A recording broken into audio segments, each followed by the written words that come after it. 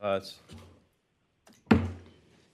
I'd like to call to order the External and Stakeholder Relations and Advocacy Committee. Roll call, please. Mayor Kumar, Here. Mayor Biassiata, Ms. McPherson, Here. and Ms. Welch. Here. You have 4 committee members present. You have a quorum. Great. I think we have one item today, a State of Ohio advocacy update, and Dr. Natoya Walker-Minor, are you there? Okay, there you are. I think you'll introduce Dickinson Wright.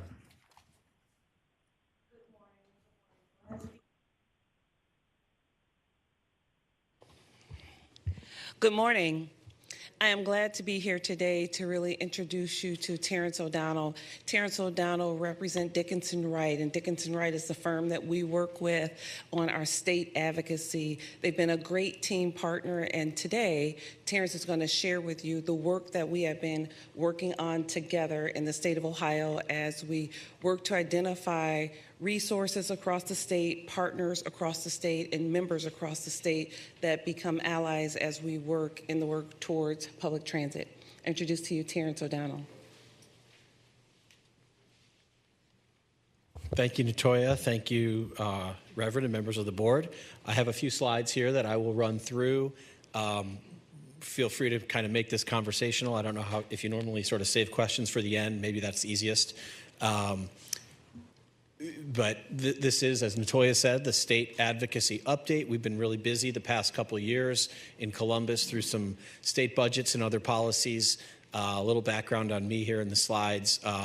I grew up actually in Cleveland on the west side, have been practicing at the state legislature and state agencies for the last 20-some years. Columbus is home at this point, though I do kind of still consider myself a Clevelander. There's a slide in here on our contract scope, an overview. This was initiated in May of 2020, so we've had a couple of 2-year contracts with RTA to do state advocacy, policy and legislative monitoring, impact assessment. We provide, guidance and real-time information about what the state legislature is doing with respect to transportation policy, particularly as it relates to public transit and Cuyahoga County. There's some unique attributes and assets we have in Cuyahoga County that obviously RTA brings to the table. That's a little bit really unique compared to some other parts of the state. So we try to provide that voice and that perspective, and we collaborate strategically with a number of partners. Should also mention we work with another firm called Murray Murphy. A gentleman named J.B. Haddon collaborates with us. He focuses on the executive branch, maybe a little bit more than the legislative. We focus a little more on the legislative than the executive, but we work closely together. We work very closely with your team. We have regularly scheduled calls a couple times a month. We have emergency calls as needed, especially during budget season. So we all work together. Quick background, you sort of know this, but Ohio's elected leaders, obviously the administration, Governor DeWine, Lieutenant Governor Husted, Speaker Stevens, and Senate President Matt Huffman, lead their respective chambers. Senate President Huffman, by the way, was about a year or so ago up to one of the rail facilities. He and his wife came and took a tour and got some firsthand knowledge about public transit in Cleveland. And being from Lima, Ohio, I think that was sort of eye-opening for him and for other elected officials that we've brought through our facilities. Quick list here of the delegation. We don't need to run through them, but I think one important point we want to make here is we get, and really you get, amazing support from the Cuyahoga County delegation in the General Assembly.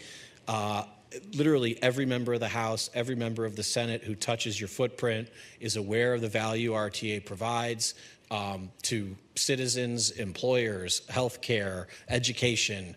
I think the team has done a good job educating the delegation, and we always find open doors and really a well-received message from every single member of the delegation. Sometimes we say that public transit in Cuyahoga County isn't a bipartisan issue, it's a nonpartisan issue. We just have had really good success working with folks up here. And then when you get down to the actual makeup of the General Assembly, of course, statewide, it's sort of the reverse, candidly, of Cuyahoga County, where you see on this list, the Democrats sort of vastly outnumber the Republicans. When you get down to the General Assembly, it's flipped. So 67-32 in the House, 26-7 in the Senate, Republican to Democrat. So when we say that transit is a nonpartisan issue, that's sort of a positive in terms of our advocacy down at the legislature, especially when it comes to budget season. The state passes several different budgets in a 2-year cycle. The one we focus on is very specific to transportation. They pass this every other year. So last year was a transportation budget. Next year will be a transportation budget. And we've collaborated with the statewide association, OPTA, the Ohio Public Transit Association, and really helped sustain record funding for public transit in the state of Ohio. We would, in all candor, like to see these numbers be larger. We think there's a good case that these numbers should be larger, but compared to where Ohio's been, we sustained a record funding of $70 million statewide in the last 2 budgets. In one of those budgets, the governor's executive budget had proposed $7 million, and the legislature plussed it up to $70 million. Which is closer to where we had historically been. That $7 million was kind of a surprise and would have been a disaster. So we're much happier at the 70 than we were 7. And then in the most recent budget, you'll notice here it says sort of new. This is an additional $30 million that the legislature put in the budget in 2023 to focus specifically on workforce mobility and the ability to sort of get passengers from one transit system to another, or to what we might think of as more far-flung parts of the footprint. And they really, ODOT is charged with distributing this additional $30 million, and they want to see innovation, and they want to see proposals that really help people get to work in areas of a county, or even county to county, where there are workforce shortages. And so I know that the team here, India and everyone, has been focused on trying to tap into that additional $30 million in addition to RTA's fair share of the 70. So that was a pretty good transportation budget. You can see in the picture there, Ms. Terry down testifying in front of the legislature. She's done that in successive budgets now. It's always well received and well appreciated. In addition to the public testimony, we do office-to-office shoe leather meetings with literally the entire delegation. I think they all have her cell phone as well. So it's nice to have an engaged leadership team. I'll keep moving here. Rail car replacement funding has been a real focus for us. The TRAC, if folks are familiar, this Transportation Review Advisory Commission, I think it's called, is run out of ODOT. They generally distribute gas tax money and historically have been focused almost exclusively on highways and bridges.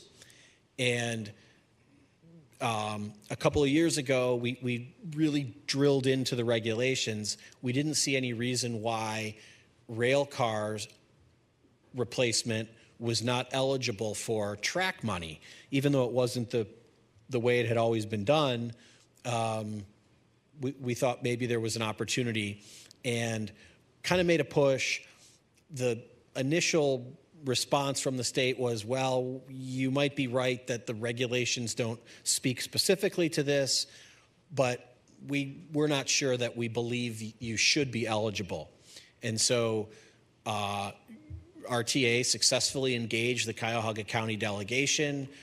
We did some good research. We collaborated with folks at TRAC and ODOT.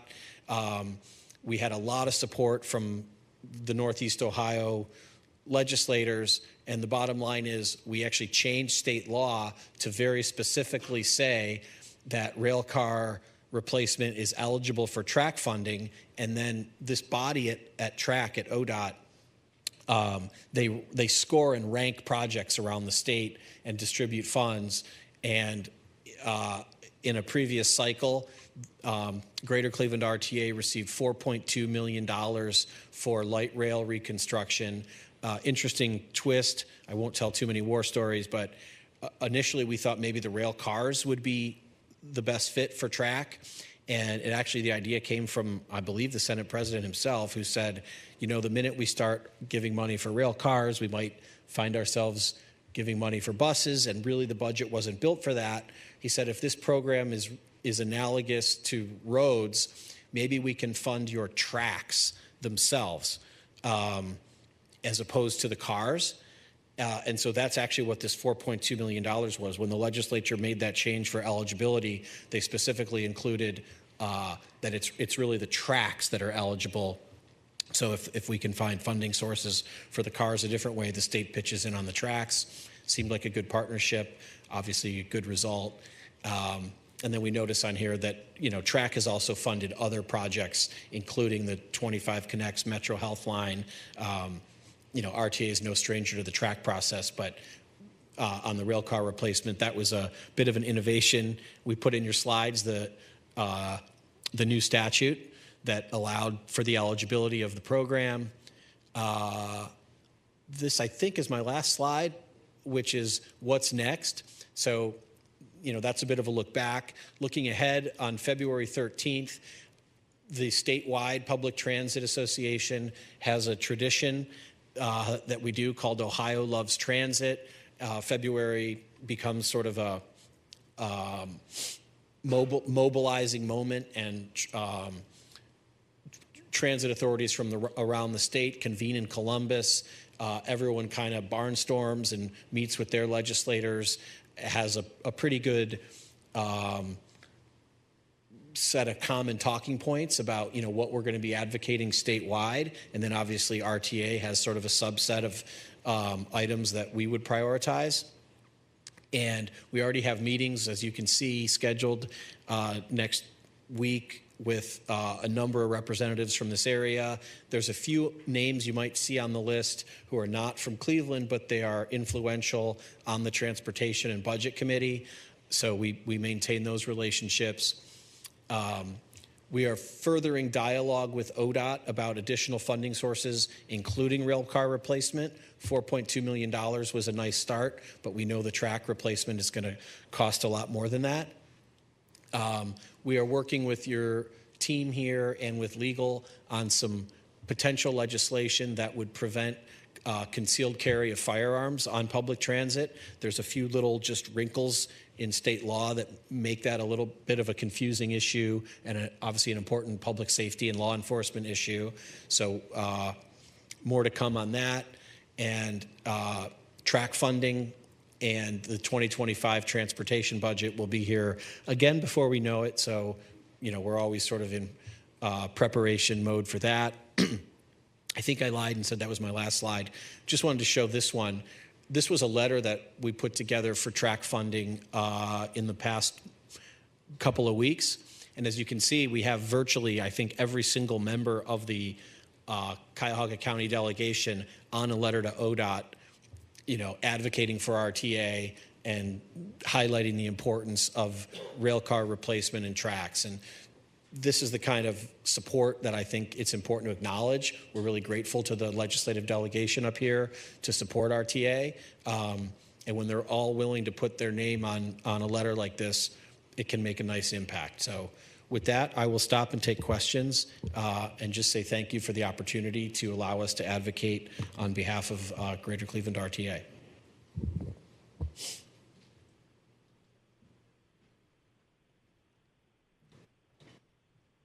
Questions or comments from committee, board members?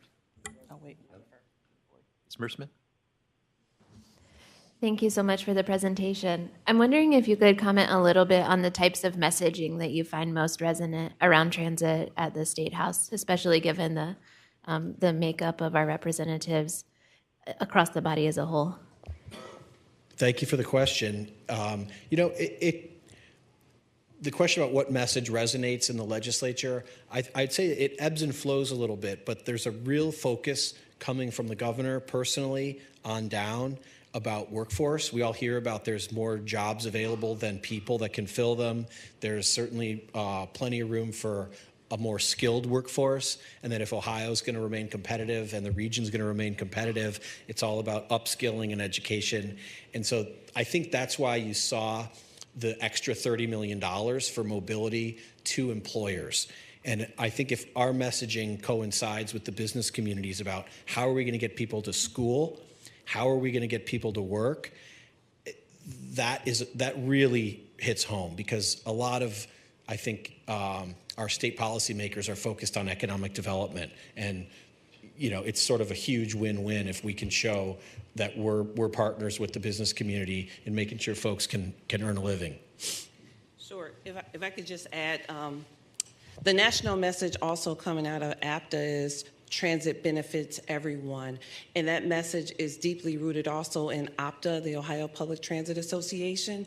We are very fortunate here at GCRTA because OPTA has many committees. Two of the committees, one marketing, one legislation, we have leadership. So Jose Feliciano is the co-chair for legislation, and Christy Cox is the co-chair for messaging.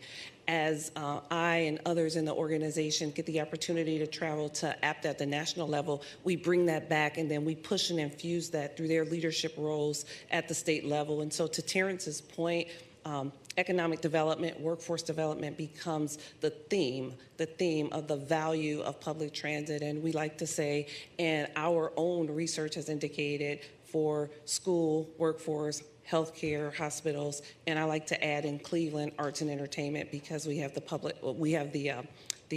sports teams. I wanted to certainly say to Terrence, he's done an excellent job for us in Columbus.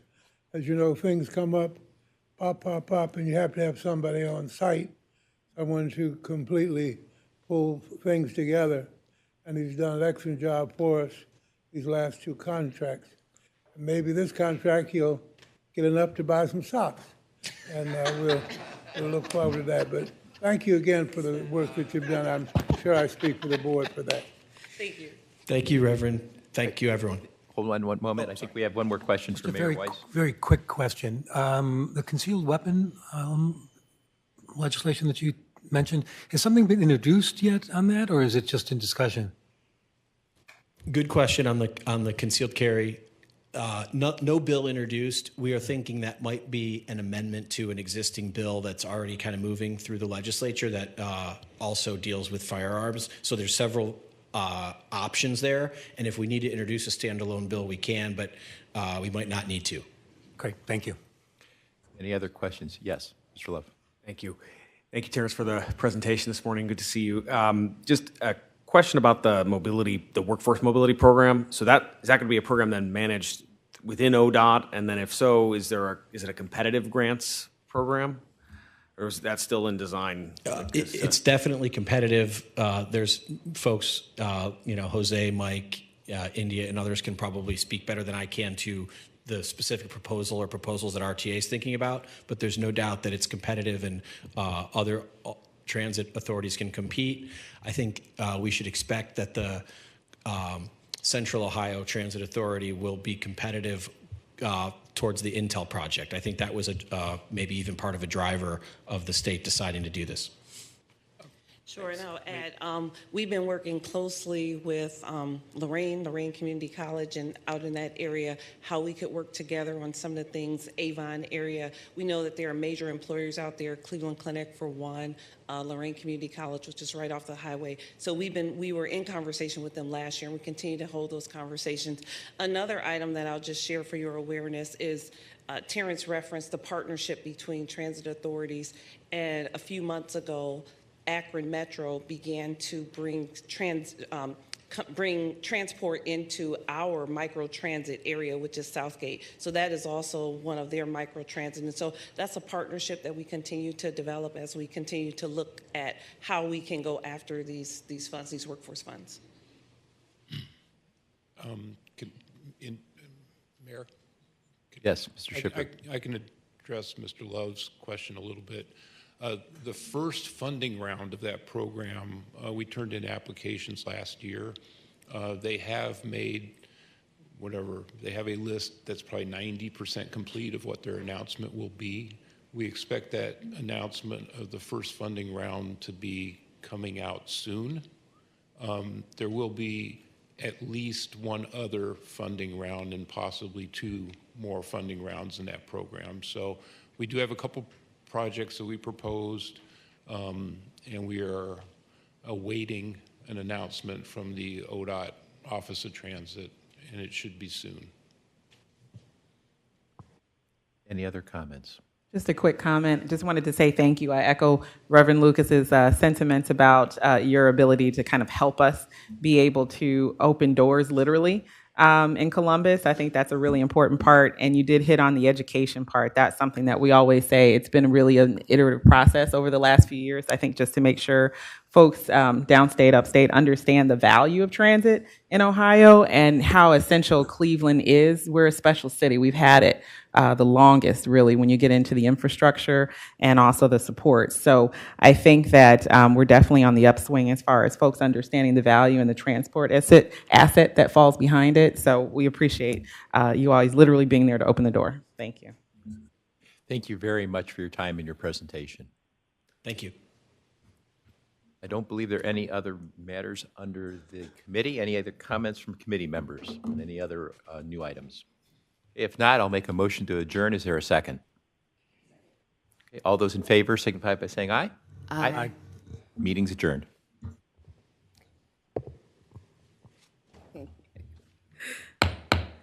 I'll now call to order the Operational Planning and Infrastructure Committee meeting.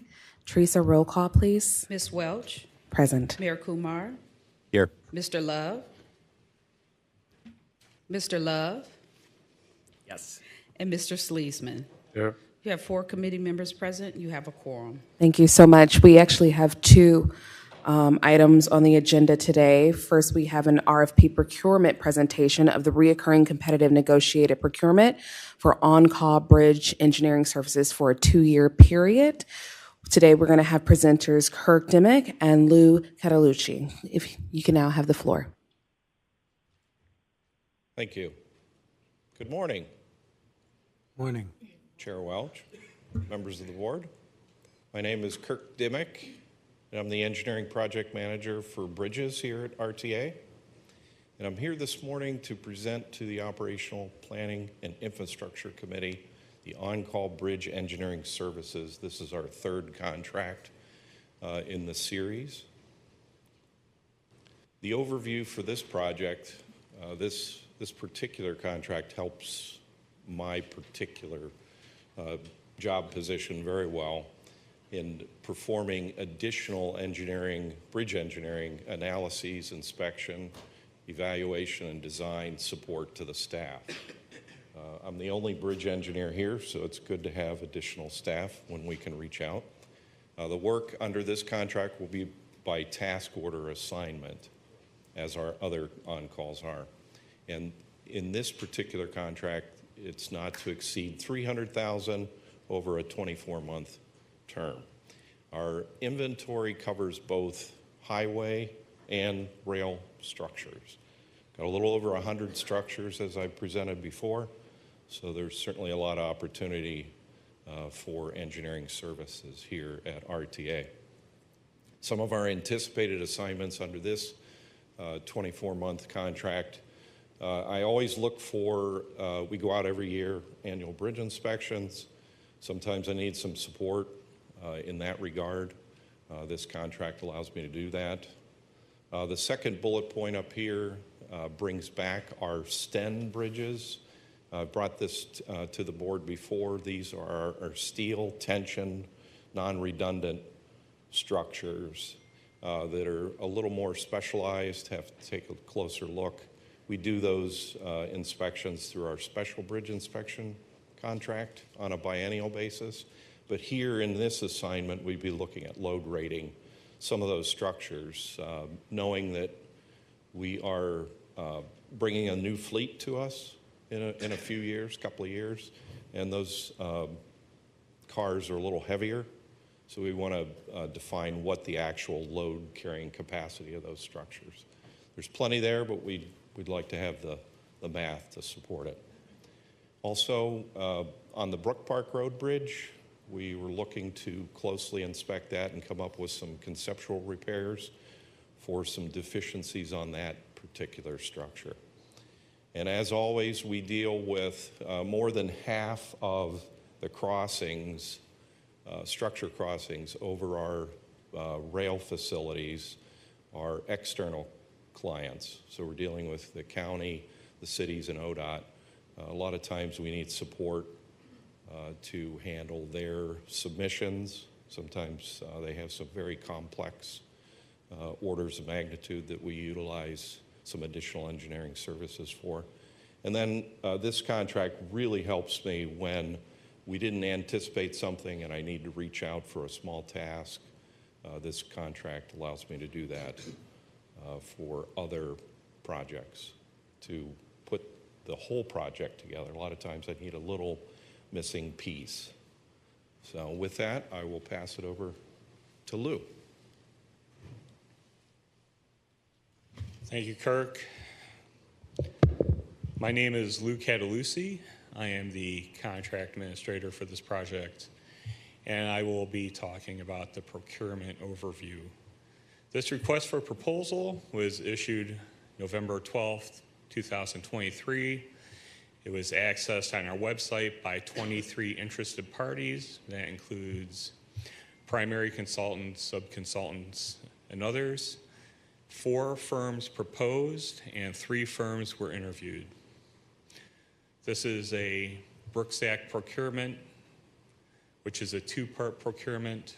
It is based on the technical ability of the proposers and not the price for the first 2 rounds. We had an evaluation panel made up of members from engineering and project management, the Office of Business Development, Office of Management and Budget, Administration and External Affairs, and Procurement. Pardon me. The proposals are judged on evaluation criteria based on project manager, assigned staff, past performance, which can be performance working for us or other organizations, the project approach, the location of the majority of work, and the DBE participation. Our recommended vendor is Michael Baker International, Inc. They have offices here in Cleveland, Ohio. There is a 7% DBE goal. It will be met by utilizing 2 LMN Inc., NEAS Inc., and Bridge Diagnostics Inc. All of the DBE subcontractors have experience working for us in the past. The firm experience of Michael Baker, they have successfully completed projects for us, LA Metro, Sound Transit in Seattle, Washington, ODOT, and Dallas Area Rapid Transit, among others. They're knowledgeable and familiar with bridges and structures.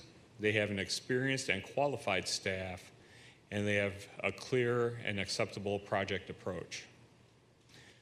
The staff requests that the Operational Planning and Infrastructure Committee recommend award to Michael Baker International, Inc. for On-Call Bridge Engineering Services 3. The contract will be in an amount not to exceed $300,000 for a period of 24 months. We would be happy to take any questions that you may have. Thank you so much. Any questions? Yes, Ms. Marceman. Thank you. I just have a very basic question about RTA's bridges. So you mentioned that there are both rail and highway bridges, and you talked a little bit about some of the partner agencies. I'm curious if you could just explain that a little bit more. For example, the bridges that go over RTA's rail facilities, are we responsible for maintaining those, or are we acting as a partner with the owners of the bridge? Are we the owners of those highway bridges? Could you just dive into that a little bit more? Sure. Thanks. Sure. As always, the statutes are clear on, they govern with the exception of when there's an agreement made. Sometimes there are shared responsibilities with structures that cross over.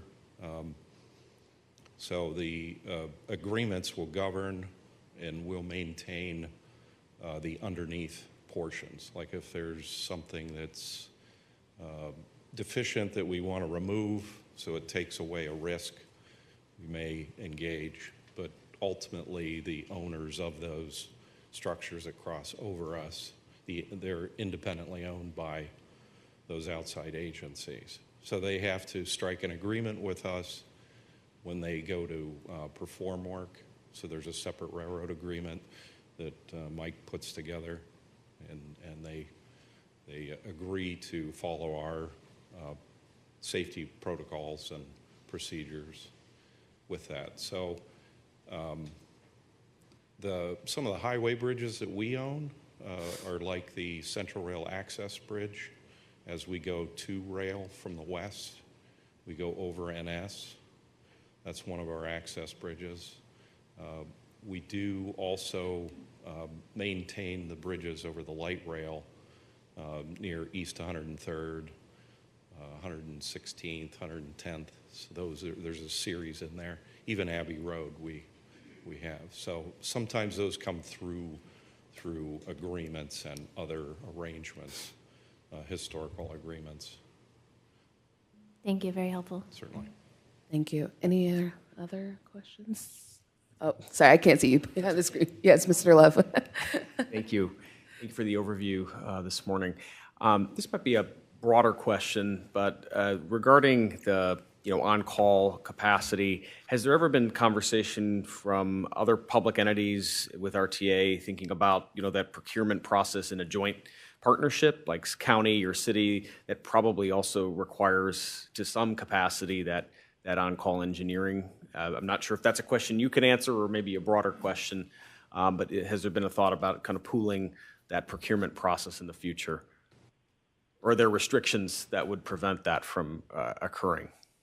I mean, I can see where when there is a need for an outside service or we're doing additional work, we strike agreements with the cities under a separate memorandum of understanding. We've done that with the West 117th project to have the cities involved in and around our project.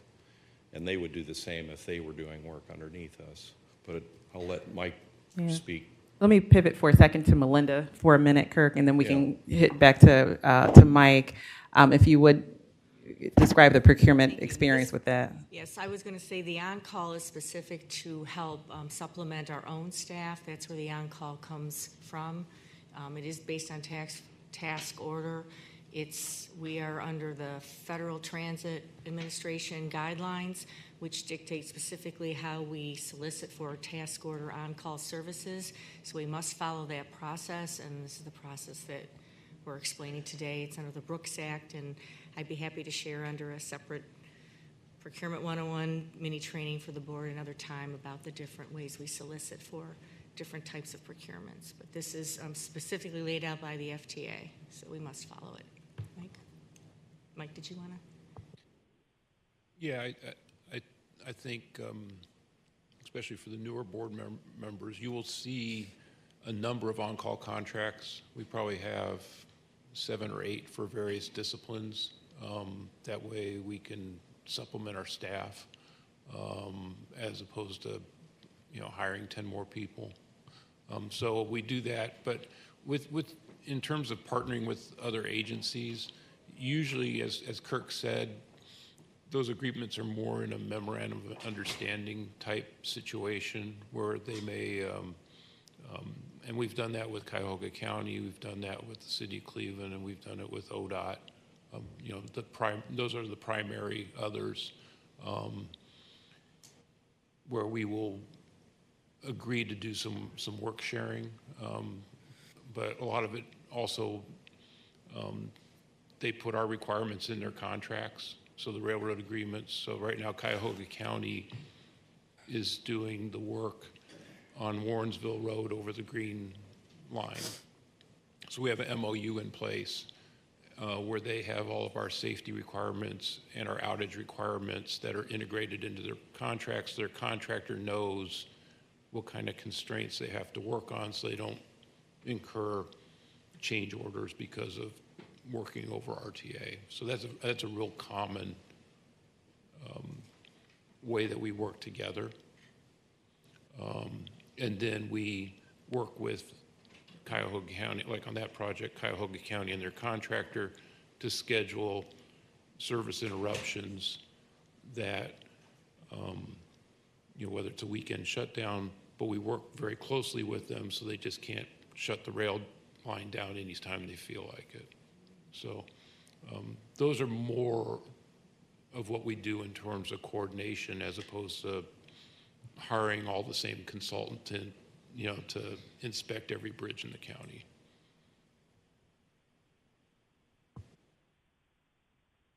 Any additional questions? Do I have a motion to move this RFP procurement to the full board? So moved. Second, Love. All in favor, say aye. Aye. Any opposed? This will now move to the full board. Thank you so much. Thank you. We now will have an update on the Baby on Board program. And we'll first start off with Director Fink, who's over programming and planning. You now have the floor. Thank you. Thank you. Good morning. I'm really excited today to introduce our partners for the Baby on Board program. We're going to give you a very comprehensive update on where we are. We've been helping the County Board of Health and their partners since 2021. And I just want to share a little bit with you. The infant mortality rate for Black and brown babies in Cuyahoga County is 12.1%. The overall rate for the overall population is 6.7. The rate for white population is 3.7. A huge discrepancy, and that's one thing that we're trying to prevent and to get better as we initiate and kick off Black History Month. It's really fitting. So I want to introduce, we have $500,000 grant from ODOT, Ohio Department of Transportation, under their OTP2 grant funds to help with this program. We fund fares for people because we know that one of the social determinants of health is the lack of transportation. And we also are told that 50% of people who don't have medical appointments, who don't make them, it's because of transportation issues. So we're really trying to alleviate that barrier and get women who are in these prenatal programs with our partners to medical appointments in order to save babies. So today, with me, are our partners, Michelle Benko from the County Board of Health, Tatiana Khalid from the County Board of Health, and Chiquita Yarbrough from NEON, who's one of our partner organizations. So I'll let these ladies talk to you, and you'll see a lot of statistics and great work that they're doing. Okay. Good morning. My name is Michelle Benko. I'm the supervisor over at the Cuyahoga County Board of Health for the maternal child health programs. So we're going to be presenting the Baby on Board project. I am presenting with my colleagues, Tatiana Khalid, who is the data analyst over at the Cuyahoga County Board of Health for the maternal child health programs. She'll be discussing more of the supporting data as well as our survey outcome information. And of course, we have our community partner and colleague, Chiquita Yobaro, who is from NEON Health Center, and she'll be providing more of that perspective from the partnership as well as families. I also want to just also mention that this is a newer program. It's in its pilot phase still, and it's only about 2.5 years old. So right now, this next year, we're really planning to look at how to really develop a sustainability plan for this project moving into this next year. So the Baby on Board project is obviously a partnership between the Greater Cleveland RTA Transit Center and our Cuyahoga County Ohio Equity Initiative, which is housed at the Cuyahoga County Board of Health.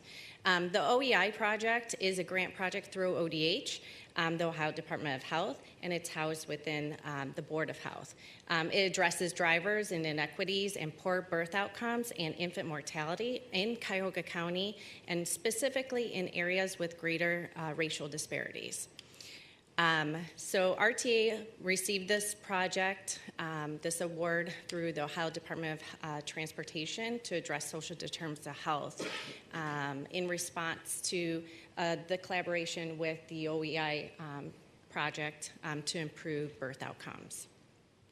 So the Baby on Board initiative was really developed to address and reduce transportation barriers for families who are pregnant or caring for a child under the age of 1. The purpose is really to make sure that we're meeting the needs of families and ensuring that transportation is not a barrier. And we're trying to get families to go where they need to go. So a part of this project, we provided transit pass to eligible families, and then we also improved bus stops along the routes. And I'll go into a little bit more information. And as Mary Beth had mentioned, this program started back in the spring of 2021. So eligible family requirements.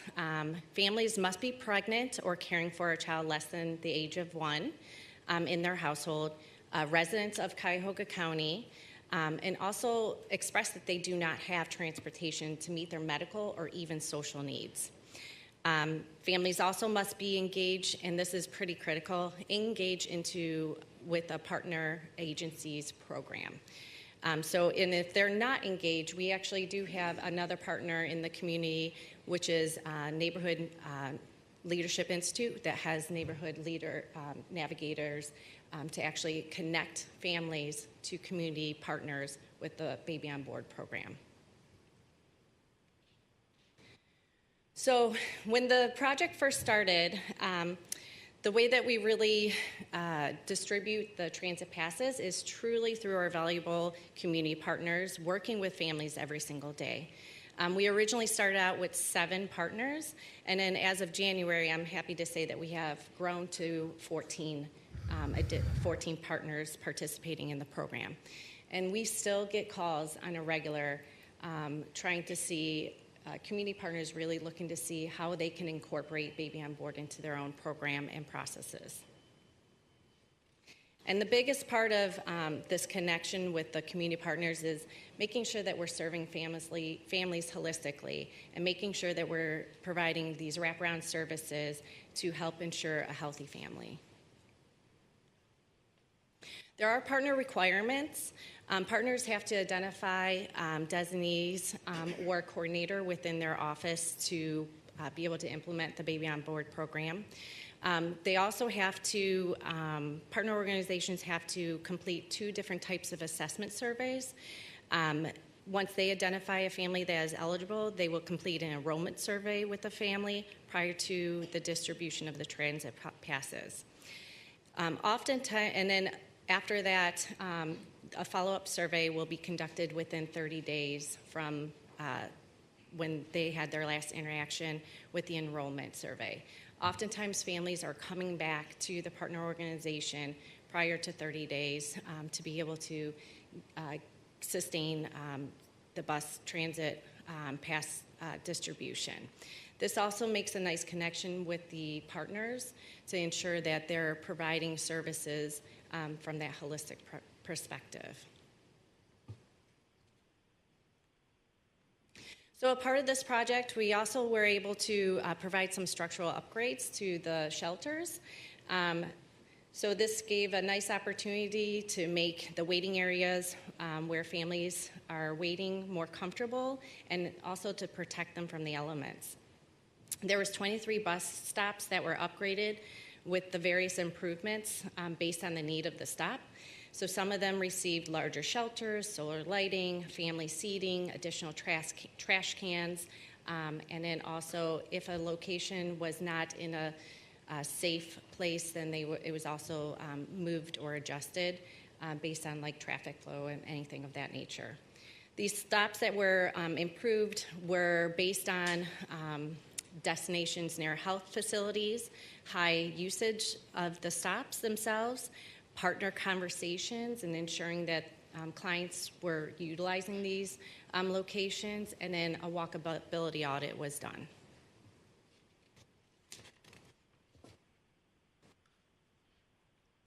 Another piece of this was advertisement campaigns. So there was a few different types of advertisement campaigns that were done through the lifespan of this program in 2021, 22, and 23. We did receive media attention from Channel 19, who did a piece with that. And then we also have done radio campaigns, bus wraps, which you can see a picture up here, as well as the shelter wraps that were recently done. There's still currently four buses, two on the east side and two on the west side that still have the wraps on them and they're currently running. So I'm happy to say to date we have distributed 2,230 seven-day passes since the inception of this program. So at this moment I'm going to turn it over to Tatiana, who will discuss the data, supporting data, and some survey findings. Thank you, Michelle. My name is Tatiana Collett. I work as a data analyst at Cuyahoga County Board of Health, and I will present some of the information that we collect from the surveys as well as the supporting background information that led us to participate in such program. So it all started with looking into infant mortality rate, which is part of our original OEI grant. We did see a huge disparity between Black and white communities in the infant mortality. One of the reasons, one of the barriers of the disparity was transportation, as we came out from the surveys that we have conducted, and we still are doing those surveys. So as you can see in 2023, based on the preliminary data, we had 6.7 and 3.7. So, sorry. Can I see that far? The 13% and 6% of the infant mortality. So that's over 3.8 times Black infants are dying at the rate than white infants. So we thought, what can we do in terms of transportations? And we partnered up with RTA, and that was the basis of this program. Also, the background, we looked at social determinants of health, and as you can see on the map, the darkest area that's where the highest infant mortality rates are. The highest zip code is 44127 with 28%.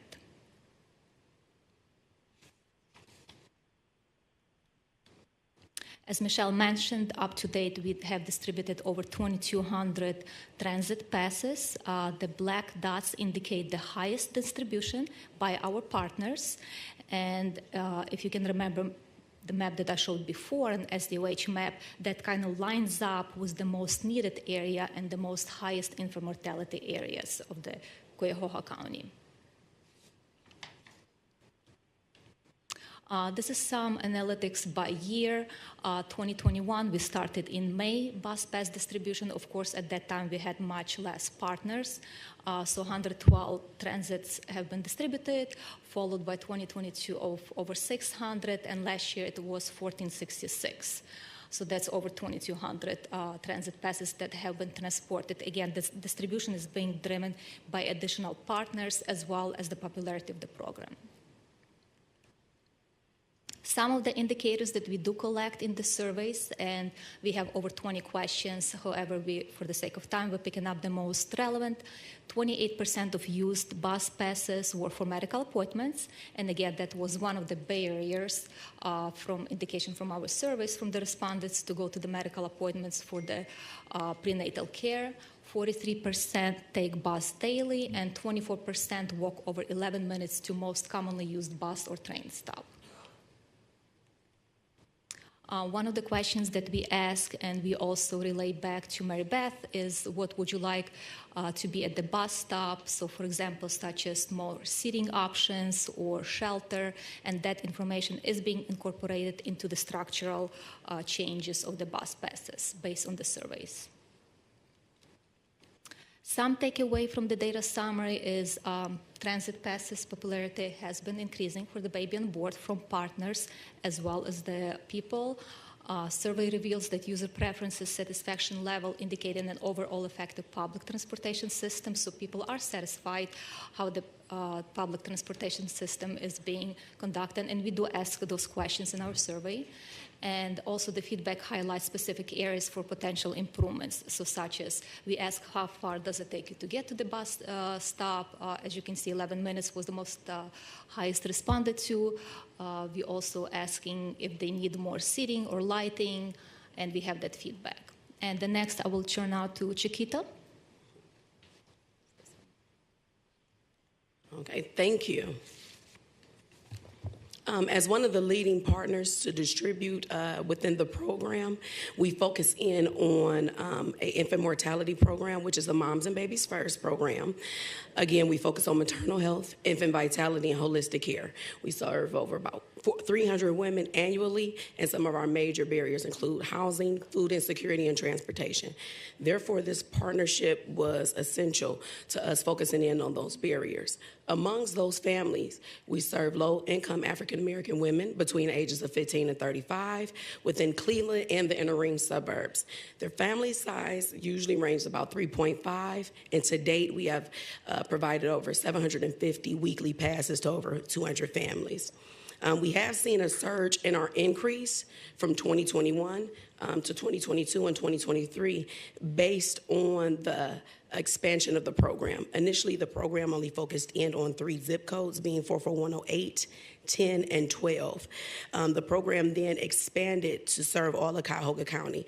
So that's how we were able to see more of an impact and an increase of distribution of passes across all partners, as well as I think even your rideshare and your ride-share reports indicate that we know during COVID there was a decrease in people riding and using public transportation. So within 2022 and 2023, we're getting more acclimated back into our general normal lifestyles after COVID.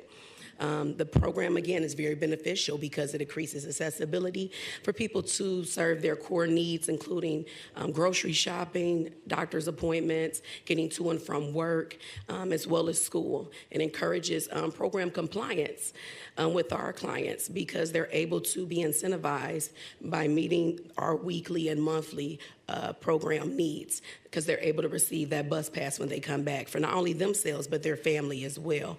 And it just essentially improves their social emotional health and their self-esteem because they feel now empowered to be able to provide themselves, just be more self-sustaining and be able to do some of the things that they need to do without assistance from family members to get rides and things of that nature.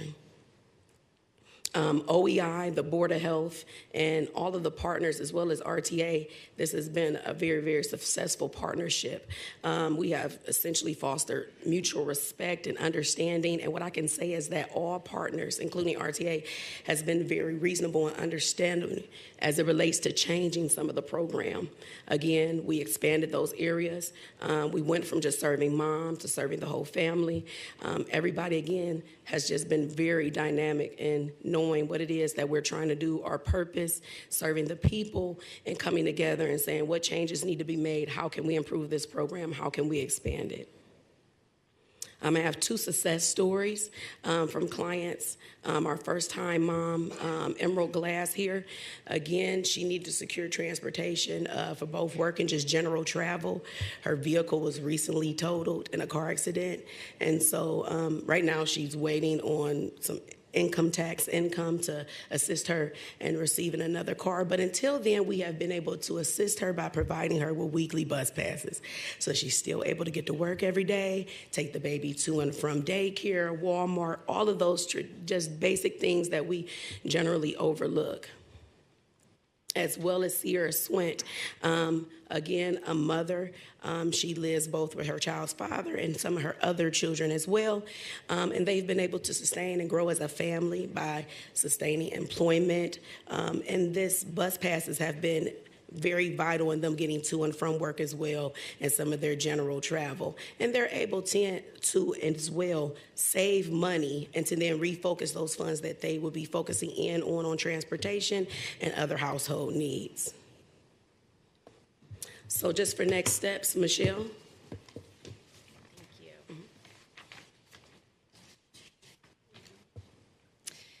So next steps, I already mentioned how we were moving from a pilot phase more into looking at this more of a sustainable phase and developing a sustainability plan for this project and program. So that will be something that we do obviously in conjunction with RTA and our community partners to really ensure that we continue this project and continue to grow it. We do plan to continue expanding the Baby on Board partners. We get calls pretty much every other week of new projects and community programs really servicing families and trying to understand how do they incorporate it. We're also looking at exploring increasing the age beyond 1 year of age. We know, based on science, we know that there's significant critical brain development up to the age of 3. So we want to ensure that families are meeting their needs and making sure that transportation is not a barrier for families to make sure they reach their growth potential. We're also recently implemented a new streamlined survey with the partners in 2024, just last week. So that's another change to the project and the program. And then, of course, we continue to market the project and the program. We will be implementing bus wraps and a campaign wrap early this summer, and we'll be moving from there. So with that, I thank you all for your attention and support. If you have any questions, we're here to answer anything you can. Thank you so much for that presentation. This is some excellent work being done within our community. I'm thankful that you all are thinking about expanding the age ranges, especially because, the first couple of years are so critical for parents. And I'm even thinking about, preschool ages 3 through 5 and how fundamental this work is to the earlier stages of a child's life. Are there any other additional comments, questions about this work? Yes. I'd second Chair Welch's. Thanks for the work and the presentation. This is wonderful information. Thank you for your work connecting this resource with families. I'm wondering a little bit more about the potential for expansion. How much money do we have left in this pilot phase or our original grant? Do we have a sense of how much additional we would be targeting for expansion and like when that would be needed, sort of the layout there? We have quite a bit of money left for fairs. So what we can expand is up to 2 or 3, and then we can also extend the program a little bit longer. ODOT has been very supportive of us extending the program because they don't want the money back and they want to help babies too. So that's what we're looking at. We already expanded to the county, just extending the time, and then really helping with the marketing. I know Dr. Natoya Miner has been very, very helpful. Walker Miner has been very helpful in advertising and going through her network. So we have expanded the partners greatly, and we're really trying to pound the pavement to get that out there. Thank you. Another question, perhaps for Ms. Yarborough, with the Neon connection. I noticed Metro Health is another healthcare provider that's on the partner list, but no, we have other key prenatal providers in the community. Is that kind of a priority for expanded partnership? Or can you speak to any lessons learned about being a healthcare provider specifically connecting? So it definitely is, but I know essentially from the origins of the grant, they wanted to focus in on not just healthcare partners, but agencies where they would be directing the patients to the various different programs, the home visiting programs, other programs that would help close that gap, that social determinants of health gap. And so I think that, again, this would be something that we have to brainstorm on, but maybe opening that up as well to serve just some general families, because some people may not need that additional support, but they may need the support of transportation. So that's kind of some of our lessons learned. Some of our prenatal staff are indicating that people may not necessarily want to participate in a program, but however, they may still have challenges with transportation. So just trying to determine how we can open that up, but yet still focus in on those other social determinants of health.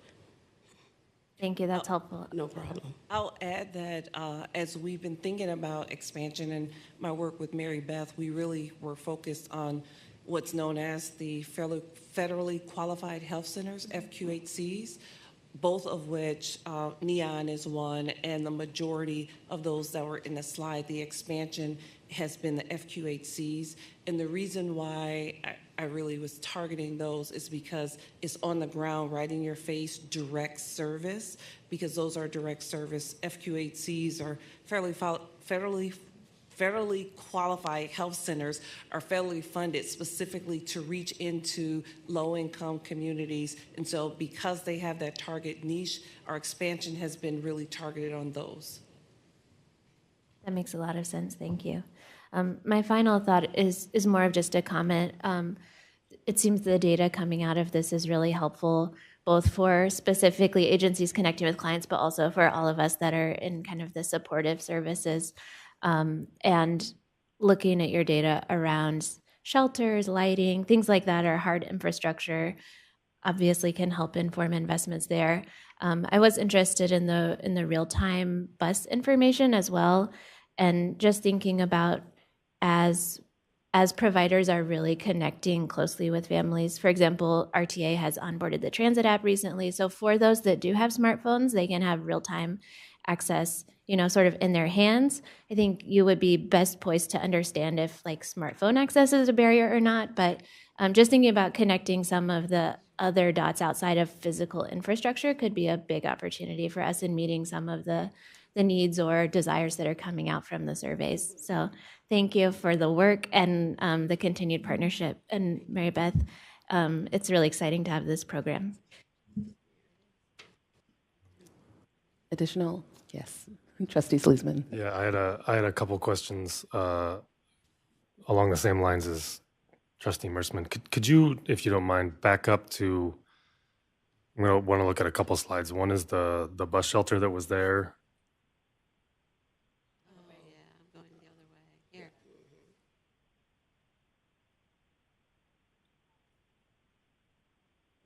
That one. Do we have, I mean, Mary Beth, I assume you have a list of these that we've either enhanced based on this program, but is that list shared?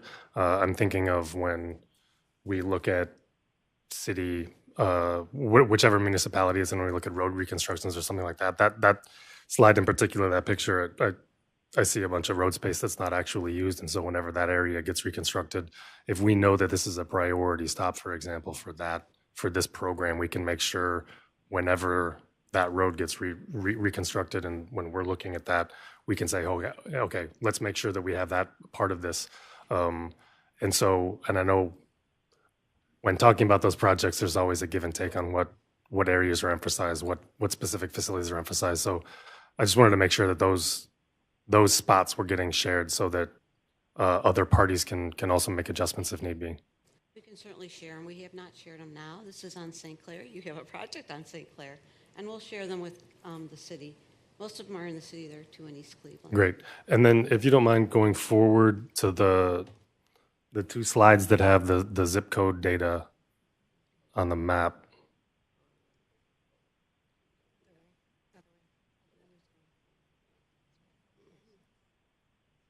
These next 2.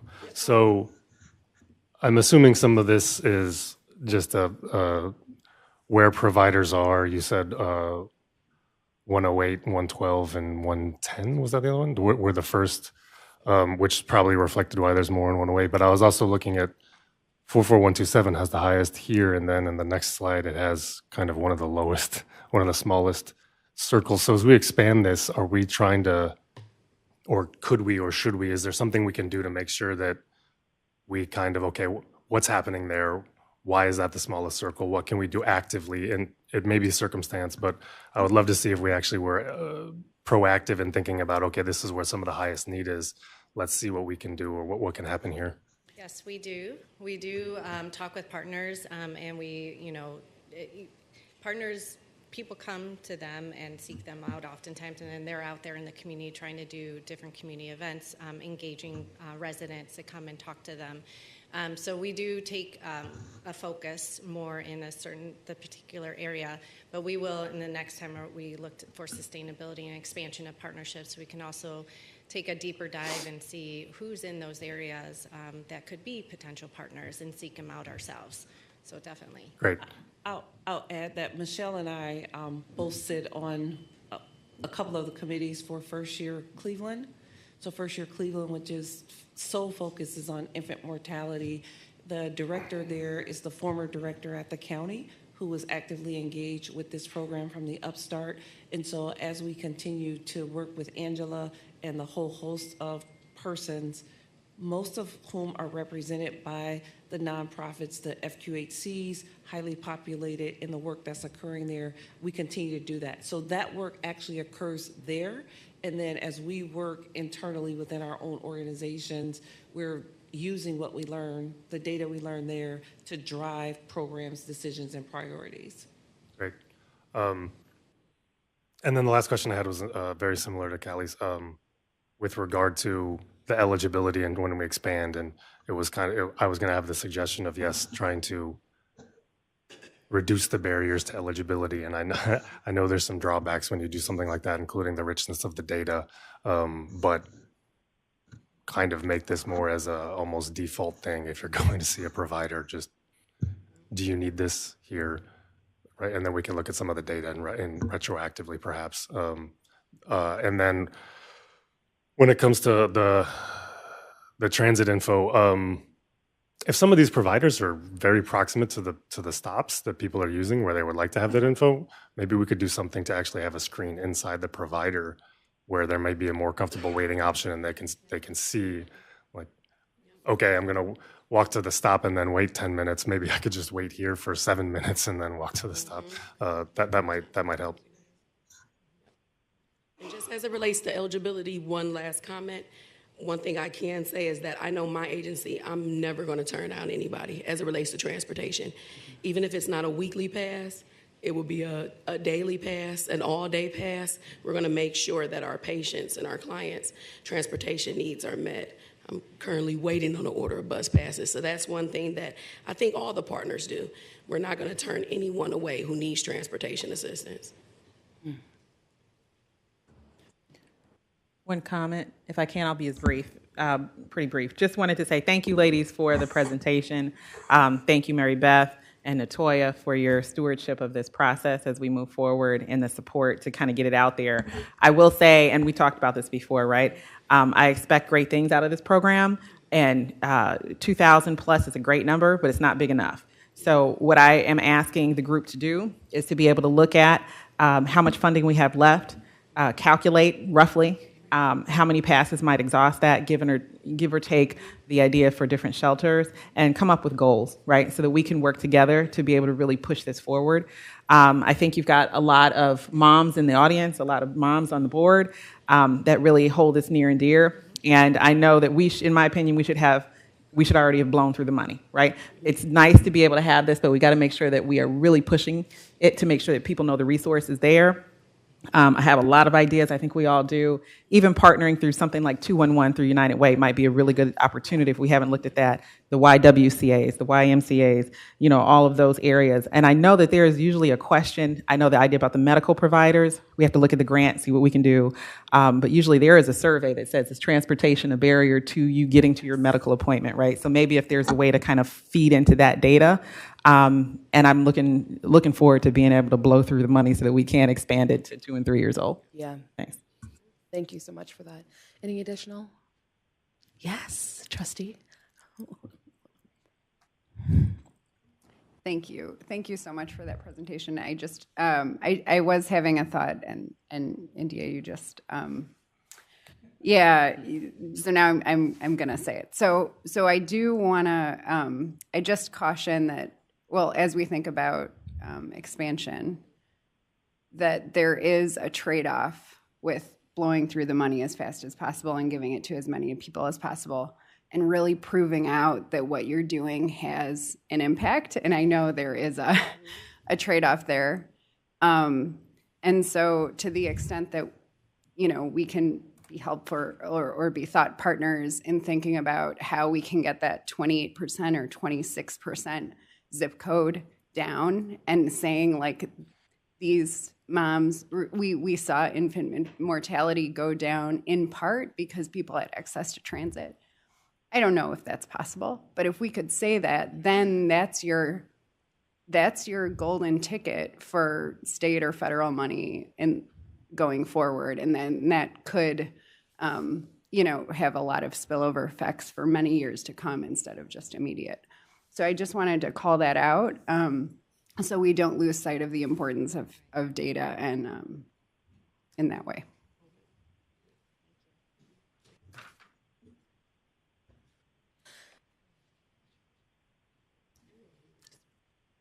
Any additional?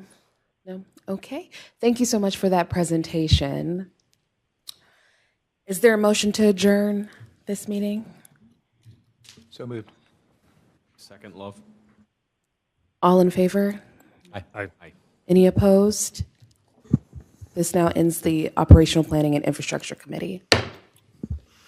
Good morning. I'm calling to order the RTA Organizational Service and Performance Monitoring Committee, Tuesday, February 6th at 10:12. Roll call, please. Mayor Biassiata. Here. Mayor Kumar. Here. Ms. Pachetti.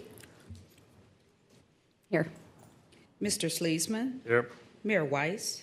Here. And Ms. Welch. Here. You have 6 committee members present. You have a quorum. Thank you. Today we have one presenter, Nick Davidson. He's going to give us an update on our paratransit program. Mr. Davidson is our Director of Paratransit, and the floor is yours. Thank you, Mayor. Good morning, Chairman Biassiata, members of the committee, Reverend Lucas, members of the board. I'm Nick Davidson. I'm the Director of Paratransit, and this morning I just want to update you on our paratransit operations. In 2019, we set our operational priorities that we've been operating by, which is leveraging our scheduling technology, improving the customer service experience, modernizing our communication technology, increasing on-time performance, and reducing our onboard travel times. Highlighted here is our ridership for the past 13 months. The first 2 points you can see are November and December of 22 compared to the last 2 points, which is November and December of 2023. And you'll see that there's about a 5,000 ride difference between consecutive months 1 year apart. The red line is roughly around 40,500. That was our average ridership pre-COVID. That green dash line that you see at the top is our current ridership record. We set that ridership record in October, which we had previously set in August. Just to give you some perspective on that, this is our last 5 years of ridership. You can see pre-COVID ridership was hovering right around that 40,500. Obviously took a big dip in COVID, and we've progressed since, and we are currently delivering approximately 111% of our pre-COVID level of ridership. When you take that same blue line, which is our number of trips that we're delivering, and you overlay our on-time performance of that, you can see that they move differently. So you can see when COVID kicked off, our on-time performance skyrocketed, and our on-time performance remained high. Our demand and our on-time performance kind of caught up with each other around the fall of 2021. And then from 21 to 22, they actually moved in the same direction. They both increased. During that time, why did they both increase together instead of moving separate? That's actually when George Fields and the HR team really did a phenomenal job of filling our vacancies and catching us up from our shortfall. And then we got to a point where demand and our hiring could no longer keep up. So our demand continued to increase, and our on-time performance has continued to decrease with the increase in demand. When this slide shows 3 waves of our TransPro surveys, and the big takeaway here is that 47 to 52%, or roughly half of our trips, are providing medical care for our passengers, which makes sense when you look at the demographics of paratransit, in that 88% of our ridership is 55 years and older. As a nation, we are getting older. As a state, we're getting older, and Cuyahoga County is getting older. The number one social determinant to longevity and life expectancy is healthcare. As you look at this slide, this shows that the stars where we were in 2023. Now this slide shows 60 and up, but the aging population is increasing. This slide shows it in 5-year increments, and so it shows it peaking at 2030. All the literature actually says it'll peak somewhere around 2033, 2034. And in fact, by 2034, there'll be more Americans over age 65 than under 18. So this growth and demand of paratransit is not going to go away for another 10 years. We're going to continue to grow. In fact, we won't be, and then we'll slowly decrease until about 2040. At 2040, we'll be at the same level as 2023. And then it will begin to pick up again after that. So what we want to do is we want to make sure that we are future-proofing paratransit. We want to continue to provide a positive customer experience for our ADA customers. So what we've done is we've leveraged scheduling technology to increase our efficiency already. We've leveraged communication technology to promote that efficiency. So how we group trips, route trips, and communicate those to the driver and make changes in real time has increased significantly over the last several years. And as you may recall, in the spring of 2023, we completed an RFP for our purchase transportation. We in-house deliver about 51% of our service, and we contract for the remaining 49-ish%. We did that for a number of reasons. We wanted our contractors to level set to the market. They had major hiring problems and were actually decreasing the number of runs. This allowed them to level set, adjust for inflation, and to entice them to taper off and increase if they could. To date, only one of the three has been able to actually increase the number of runs that they've provided us. We're also currently introducing 20 new 2023 cutaways, the 7900 fleet. This is a picture of the 7901, which is in service today. And Reverend Lucas can share his experience with this. He did get the pleasure of riding on this vehicle. It's very nice. It's comfortable. We've made some updates to it, and it's so far has been a good vehicle for us. So as we look at these items, we put together a strategic roadmap, which includes upgrading our web scheduling platform. We've discussed that at some previous meetings. Our current web scheduling platform is antiquated. It's very clunky. It's not very intuitive. It's not user-friendly. It provides challenges for people who want to schedule on a mobile device or a tablet. And even to access it, people are having trouble using those devices. You almost have to access it through a desktop computer with a mouse. So the new upgraded web scheduling platform is very user-friendly, very modern, very intuitive. You can use it on a mobile device, on a tablet, with or without a mouse. It's very easy and user-friendly. You can schedule and cancel on it very easily. We're also evaluating the feasibility of a paratransit app. The app itself is feasible, but we want to look at a number of options and make sure that it's also consistent with our fare collection and how we can integrate some of those other pieces into a mobile app.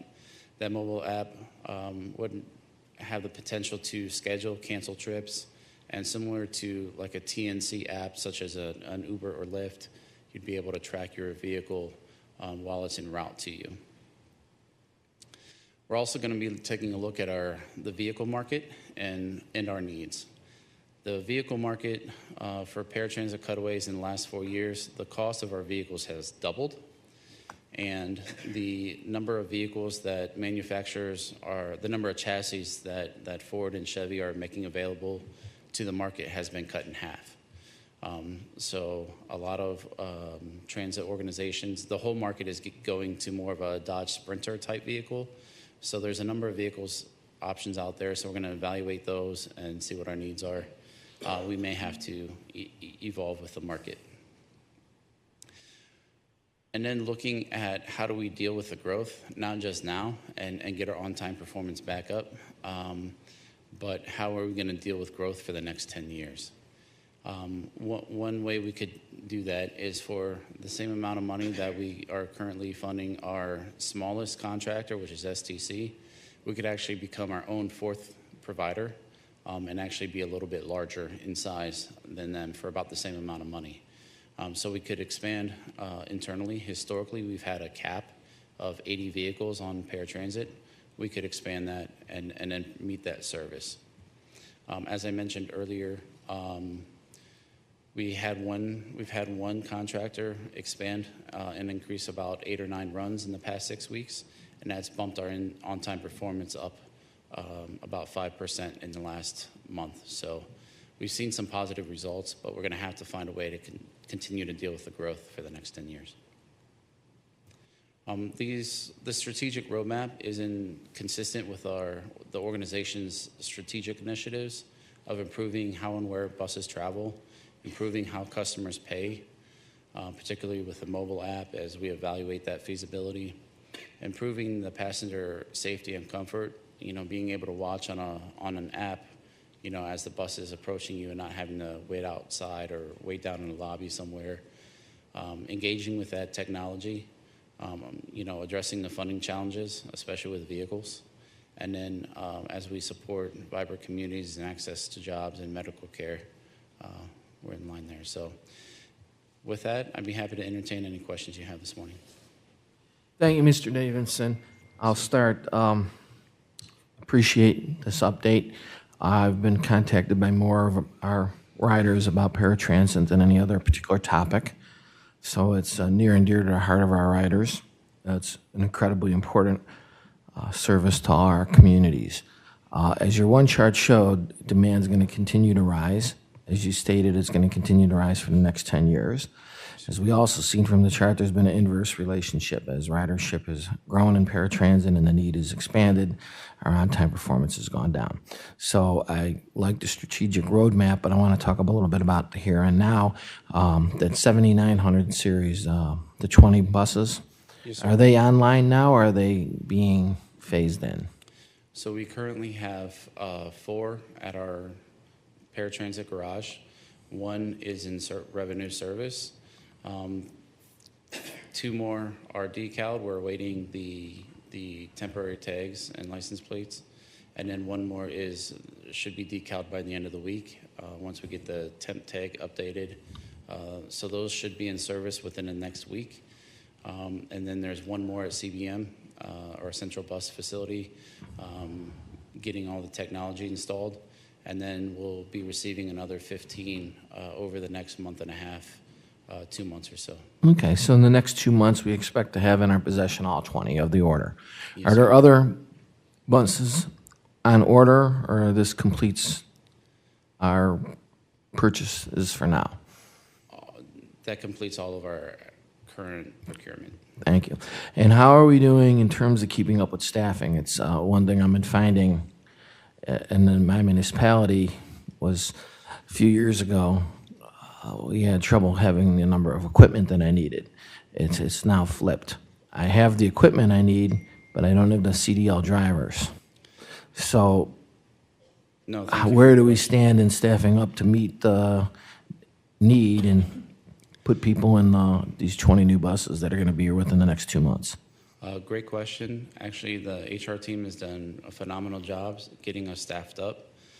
We currently have 5 vacancies. We have 4 students in training, and we have 3 students who have cleared background and their medical screening and are waiting to begin with the next class here in a couple weeks. Thank you. Thank you. I'll open it up for questions to my fellow committee members.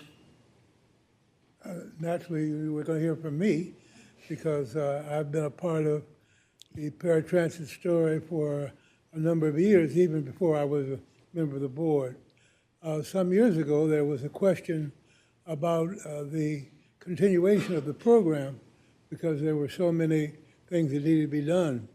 And I do want to say to the board that Nick, along with Doc, have done an excellent job in transforming a department to meet the needs of those of us who are so needed. I mean, we need paratransit. Of course, we're going to the doctors and so forth. We need to be able to go to churches and synagogues and to mosques and so forth, and shopping, and that has really been a big plus. So we've done an excellent job. I had the honor of riding on that brand new bus this morning. As you know, we can't do anything right now about Cleveland streets. We're going to do that someday because we're driving the mayor crazy about them. But the smooth ride was evident this morning. I certainly enjoyed that. But I do want to say that there's some other levels. I don't want to take too much time, but because of my age, and I'm delighted to hope it continues, we came along in the era where the apps, and in fact, it took me a long time to get from snail mail. And so you had a whole group of people who were coming through of an age that did not know how to deal with apps and so forth. And so we had to, in addition to training them for paratransit, we had to train them how to use the technology of today. So that went along with that as well. The first 6 years or so that I've been a part of this, my phone, I sometimes didn't want to answer it because they were calling me all day and all night complaining about what was going on with paratransit. Now I get very few places. And the other thing, I live in a building with 400 people, and 399 of them all ride on paratransit. And now, usually when I get on the elevator, they weren't speaking to me. But now they're talking about the better experience that they're having with paratransit. So I do want to compliment your team, along with Nick, and you have a team that works there with you, and Doc has been right in there. So I can see where there's going to be a big change. Now you talk about what's going to happen in 2040. I hope I'll be here to speak on that. But in case I don't, I want you to know that I think we have built into that we will be able to handle that kind of ridership. Thank you, sir. Thank you, Reverend President. Mayor Weiss. Thank you. Appreciate the update and the great information. I want to go back to that inverse relationship because obviously it jumped out for a number of us. And I'm trying to, it's quite a inverse correlation going all the way back.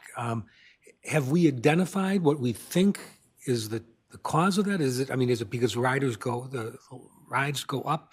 We don't have enough equipment, and so the on time goes down for that reason, or is there something else going on? From about fall of 2022 on, it's been a capacity challenge. As you'll see in December of 23 that our on-time performance was right around 82. As we added 9 runs in the past 6 weeks. On-time performance in January jumped to 87.43, I think it is. So as we add capacity, that adds resources to the system and, gives us some flexibility and a better ability to meet demand. If I could just piggyback on that, I think Nick is right. A lot of it has to do with the capacity and the flexibility as you're scheduling trips. My phone does not ring at the capacity that Reverend Lucas's does, of course, but when it does reach my office as far as a complaint that a constituent may get or may voice about on-time performance, a lot of the time, either their expectation for their trip time is longer than what they were used to or what they thought it was, or their trip might have been shuffled as a means to be able to make room for an additional scheduling item that may have happened within the last 24 hours. Right, so you've got folks that are going from traditionally being on lesser packed vehicles to more riders, and then you've got more stops, and then you're going different directions and locations, and hey, you should go down that street. Why don't you? Why are you taking the circuitous route? Because we've got another person to pick up. So I do think having additional vehicles, as Mayor Biassiata alluded to, and then also the manpower makes a huge difference to make sure that we can actually keep to our schedules a little bit closer to what's advertised. I also wanted to make sure that we did not fail to mention the changes in management going on at paratransit. We've actually taken an instructor, one of our lead instructors from training, and put her in paratransit to be able to help with the morale at paratransit. Kim Wright, if I'm saying the last name correctly, know a lot of Kims. And Kim's doing a great job being able to just get our etiquette, I think, back up to snuff as well, making sure that we take those complaints and have some empathy and compassion for those that actually have to endure the ride changes that are going on. And then also thinking about, and we also have a few managers there that have been holding steady, Venetia Houston, a few others as well. And as you know, Alroy Gibson switched over into HR, but I wanted to make sure we talked about that for the manpower. Alroy understood the need of paratransit for operators and switched over into HR to be a recruiter. So that's that kind of thinking there to make sure that you actually get the person that you need to solve the problem instead of just getting a body. So kudos to Doc and George to be able to kind of pinky in the brain that one to figure out moving people around. And then also the technology. I think one thing I hear from Reverend Lucas, as if I can, as an advocate for paratransit, is that you need to move when you need to move. There's no difference in someone's need to go to the grocery store or a medical appointment or go to church or whatever have you, or go see a loved one.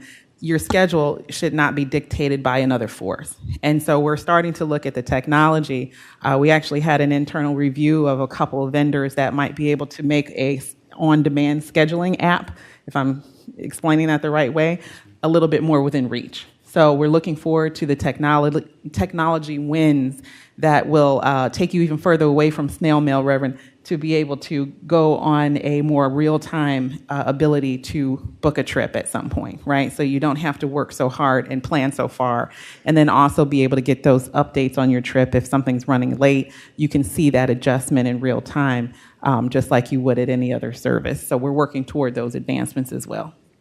And it'll provide that independence, so you don't have to call. You'll no longer have to call in and wait for a dispatcher to answer the phone. You'll have that answer at your fingertips. Yeah, and that's something that we had gone through quite a bit. And I will say Mayor Biassiata has been great at advising us when someone is happy or not. And I will say that a lot of it stems from the unknown. So if we can crack that nut and get the unknown to something that we can see, I think the transparency will help us out quite a bit. Yeah, I think the technology will be a big add, as well as the hiring and the equipment, because the technology is helping us identify the root cause a little better. I'll open it up to the whole board. I had a couple questions, and actually technology was going to be one of them, so I appreciate that comment. One other technological note: if we're going towards the software update and/or another provider for that, we had someone in here a few months ago talking about every time she made called in for a paratransit ride, they would go to the wrong place, right address, but wrong actual place where she could get picked up. So if she could like drop a pin or something like that, it may be an address that may be a large facility and you may need to actually get picked up in a certain place. But if someone could do that, that might help, that kind of thing. I've done that plenty of times when calling rideshare, I know. The other thing I wanted to get into with this graph in this situation, do we have this information and frankly any other performance information disaggregated by provider, whether it's ours or one of our contractors? We track that information every month, yes, sir. And is it particularly better or worse, either internal or contracted out, and among the contractors themselves? We track every provider as well as ourselves, and we're all very close, within 0.5% of each other. Okay. Yes, and then you also mentioned that during this period of increased riders, only one of the providers has ramped up service, and the number of drivers is if that's a bottleneck. So we currently have a cap of 80 vehicles. Is that just a like remnant of history, or is there a reason for that? And if this is an issue, why don't we just go above that? Yeah, so I'll start, and then Doc, if you want to piggyback. And I have something on that too. Go ahead. Go ahead if you want to Go start. ahead, Doc. Yeah, Okay. thank you. Good morning, Reverend Lucas, members of the board, Chairman Biasiata, and Flonse Caver, Chief Operating Officer. So in the history of our paratransit system is that we had 80 vehicles in-house, and we would provide the remaining service through an outside contractor. In previous administrations, that strategy thought that the outside manufacturers would be of better value to the citizens in this community. But what we found here recently is that the outside vendors cannot grow. And so what Nick is presenting is a plan to grow our number of vehicles over 80, our number of operators over some time up plus 20, so that we can become the fourth vendor. There is not a capacity in the private sector to provide for these 88 trips at a high growth rate. We have had some success in one of these slides here. Nick talked about the second to last bullet. We went out to the market. So we went out to the market earlier because during COVID or pre-COVID, we found that our vendors had a pricing structure at pre-COVID hourly rates. So when hourly rates went up to $20 for most entry-level jobs, we found that they couldn't find drivers. And so with this purchase transportation RFP that we completed in the spring, we allowed them to increase their price so that they could be able to go out and find drivers. And so we are looking to expand in-house. Our union and employees are happy that changes a trajectory that would have allowed most of the additional work to be outside. I certainly was going to say almost identical to what you said. There was a time when, in fact, still, when you say RTA, the riders do not in their minds always say, well, this is RTA downtown, this is a suburban, you're just RTA. And so we were getting the flack from the whole system, not just from our drivers, but from our other people that we use. And this is where we really made a big change. Our drivers were always in uniform, always with their badges on, always with their names up. However, the others, sometimes they had on uniforms, sometimes they didn't. They played their radios real loud. They smoked their cigarettes while they drove the van. All that went on. We've cut all that. We've cleared all that out, and we cleared out some of the others that weren't up to par. So we've been seeing a change in that. Now we're up to in fact, just on yesterday, I had a lengthy conversation with where we're going to go to need more vans and keep the drivers coming in there, because it's obvious that we're going to get bigger rather than smaller. Yes. So we have that in mind, Jeff, but that's going to have to come before this board. I know a good person is going to be a good chairman of your committee when you take but this is on the plans right now. Any further questions, Mr. Sleesman? No, I think that pretty much covers it. Any? Mr. Love? Thank you for the overview today, Nick. Just a couple questions. Do we have paratransit like rider survey data as well? Yes, sir. It's part of the TransPro.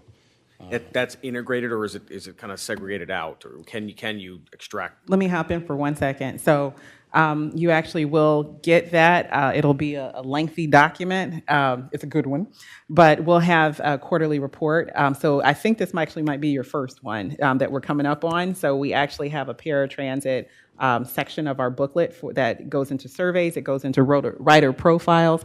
It also goes into all of the data that Nick is talking about. So that's upcoming, I want to say, at the end of this month or beginning of next. Thank you for that. And then the second question, I know there was a recent funding awarded for electrification, sort of fleet feasibility. Do we know if paratransit is part of the scope of that, or is that maybe still up for consideration? We're thinking about longer, medium term, long term.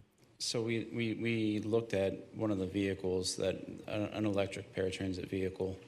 One of the challenges is that there are no electric paratransit vehicles on the market that have been Altoona tested.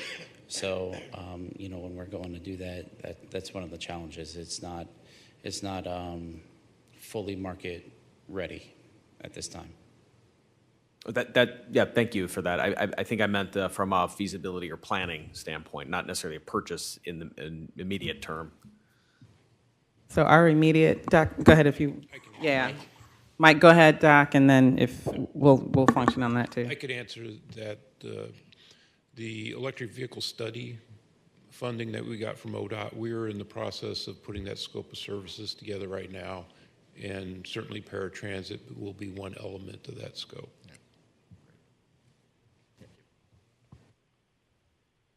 Anyone else? Ms. Mersman. Thank you very much. I have a couple of questions, so please bear with me. The first is GM Terry, Birdsong Terry. In your remarks, you talked about some of the different aspects of on-time performance, or at least aspects of complaints that we get or things that people call in about. I'm wondering, specifically in the graph you showed where we're charting on-time performance, what are we actually measuring there? Is it, well, could you expand on that a little bit? Sure.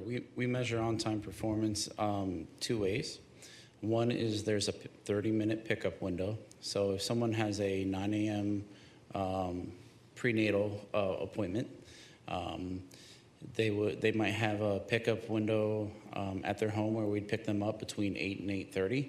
So we measured, did we get there by 8:30? And then for a 9 o'clock appointment, when we have a drop-off time, we measure, did we get them there by that 9 o'clock drop-off time? On a return trip, typically they only have a pickup window and not a drop-off time. Just as, if you think of it in your own life as you go to work, you have a time to be at work. So you'd have every trip has a pickup window. You have a time to be at work, but when you leave work, you have a time you want to be picked up, but you don't necessarily have an appointment time to be home. So a typical round trip has 3 on-time points. So this is a combination of those 3 points. So we measure window-based appointment time, window-based on-time performance, and appointment-based on-time performance, and this is the composite score. Thank you. That's Yes, really ma'am. helpful. My second question is around the trajectory over the next decade that you've laid out very nicely for us. And from the conversation, I've picked up that we're talking about vehicle supply, staffing for those vehicles, potential growth in contractors, although that's perhaps more holding steady over time given capacity. And I know all of that comes with funding needs.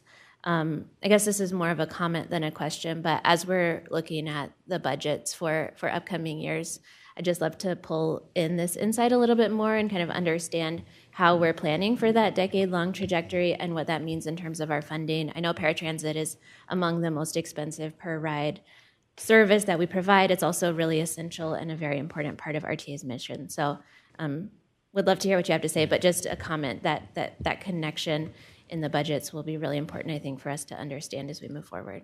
Thank you, Ms. Mersman, for the question. And so our team, Nick's team, has wrote a business plan for growth. We've shared that with Raj's team in the finance department, and they will be evaluating it. We definitely know that we can't grow it all in 1 year, but we will look at a sound plan to be able to grow that service and continue to add. I think, as you said, and as I want to just kind of reiterate, what we have found is that the private market cannot grow fast enough. It's just barriers in their hiring, barriers in the cost of their fleet. And so we're going to have to do it ourselves to make sure that we can provide excellent customer service to our paratransit customers. Thank you. My next question is about the ADA compliant website or paratransit website overhaul. I know that we've heard from some advocates and users about the functionality of that, and I'm just curious, does the website overhaul in progress, is that what we're doing to address those concerns that have come up? And is there any opportunity for user testing or collaboration with that group in finish testing the final product? Yes, so we are partway through that project, and it will be screen reader technology compliant. The standard is WCAG 2.1, but we are going to be collaborating with some community partners such as the Cleveland Site Center, and to see if we can't get some of those folks to our facility to do some testing during the user acceptance testing phase. Wonderful, thank you. I know I've also worked with the local chapter of the National Federation of the Blind that has been very responsive and helpful if that's of use. My next question is about third-party providers. I appreciate the question about kind of difference in performance. I believe we recently did an audit of third-party paratransit providers to get more insight into their work. I know through some of the constituent emails we receive, there seems to be perhaps more issues in the past around third-party providers. So just wanted to highlight both the improvements that I think Reverend Lucas talked about recently in terms of third-party providers, as well as the internal audit work that has been going on, keeping an eye on that and trying to continually improve that. I don't know if there's any additional comments to add to that concern and what we're doing to address it as an agency. Yeah, so, Ms. Mercerman, we have, truly, strengthened the relationship between us and our third-party contractors. Nick holds weekly or biweekly meeting with those individuals where we go over their performance, and so this detailed data and things that you would see here, Nick would go over with them their performance. And if we have any customer service issues, our third-party vendors have been more than willing to address those to make sure that they don't continue. And I think, as the Reverend has said, we're having less of a gap, perceived gap, between that. Under the Reverend's leadership, we have changed their uniforms, we have changed their vehicles. In the past, some of the subcontractors to our third-party contractors had their own vehicles. In this contract, the primes have all of the vehicles, and so we don't have a major issue with the subcontractors providing the service that we're asking for. And if we do, we actually address it. Great, thank you very much for that focus and the update. My final comment is around technology as a solution, and I know we see the demographics of the users of paratransit primarily skews toward the older population, who we know are really growing into technology and working to be able to use that to its full extent. So I would just say, as we're developing any app-based solution, it seems like that could be very meaningful in terms of more easily connecting people and scheduling, but that, again, user testing or really keeping the interface streamlined and simple will be very key to allowing the target population to use it. And so we'd just love to hear, as that is developed, how we're keeping it as streamlined and simple as possible. I know also my grandparents, at least, look at larger text on their phone, sometimes use voice to text as a solution, or find talking to the phone to be a little bit easier than pushing a lot of small buttons on the screen. So as we're developing that, we'd love to learn more about how that type of user experience is really coming through in the solution we provide. Thank you, that's all. Thank you. Any further questions or comments from the board? Just my final. Reverend? It's hard to completely put this in words, but my own experience of being in the rehab center, which is really the nursing home, for 3 years, where your whole life was the four walls, and then all of a sudden you were able to go out and ride around in the city. The mental adjustment that you immediately make, what paratransit does for you, it's amazing. And so many people have shared this with me, how it has completely lifted their spirits and given them a determination to live a wiser and a better life. Also, when we looked at the system over the country, we are the absolute cheapest system in the United States. What we pay for the rides, and also we're one of the few that still does the door-to-door. You're not being picked up at a a spot that you're going door to door. So I just wanted to lift that into our discussion. Thank you, Reverend. Thank you, Mr. Chairman. Mr. Davidson, thank you for this presentation. Just one ask for the next, I'm sorry, Ms. Mertman? Oh, Mayor Kumar, I'm sorry I missed you. Nick, just one quick question on on-time performance, and maybe just, you might be looking at this or maybe for a future meeting, but is there a way to break those trends out between RTA-provided rides and the third-party vendors? I'm sure you've done that already, Yeah. but it would be interesting to know that. And also, in the metric, I would be interested if you don't meet your window of, say, picking someone up for a prenatal appointment by 8:30, but it's 8:35 and you get them on time to their appointment by 9, do you parse the data down to that level? Because I think ultimately getting someone to their appointment on time and making sure they see their physician or provider would be the most important element. You want to achieve both, but at the end of the day, if you're going to achieve only one, that might be it. Fantastic point, Mr. Mayor. When you look at the data, because every trip has a pickup window, but only actually a little less than half have appointment times. The window-based on-time performance counts for, it's a little more than 2/3. It's actually closer to about 70% of that total weighted score. When you look at that composite score, our appointment-based on-time performance is significantly higher than our window-based. So we do that. When we are late, we often still make the appointment. It still causes some stress and anxiety for our customer, and some frustration, which we certainly understand, but at least we make the significant appointment time. But our window-based on-time performance is 6 to 8%, typically performance points higher than our window-based, and the composite score is closer to the window-based. Thank you. So actually, that was part of my concluding comments to you, Mr. Davidson, was that for our next update, I'd like to see the on-time performance slides breaking out by provider. Yes, sir. So we heard your comments today that there was very little degradation between the providers, but I will agree with Mr. Sleesman and Ms. I can provide. I'm gonna say your name wrong, so I'm gonna look at Mersman. That I've had the same feedback from our constituents that there is degradation between. So perhaps we've closed in the window, and including those slides in our next update would go a lot to enable us to respond to those constituents and still believe there might be degradation between the providers in this service.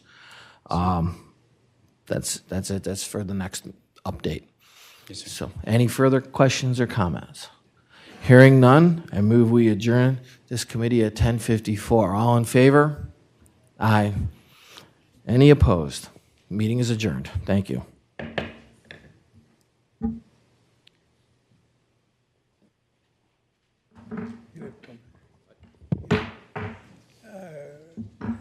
Good morning. I'm calling a RTA Committee of the Whole.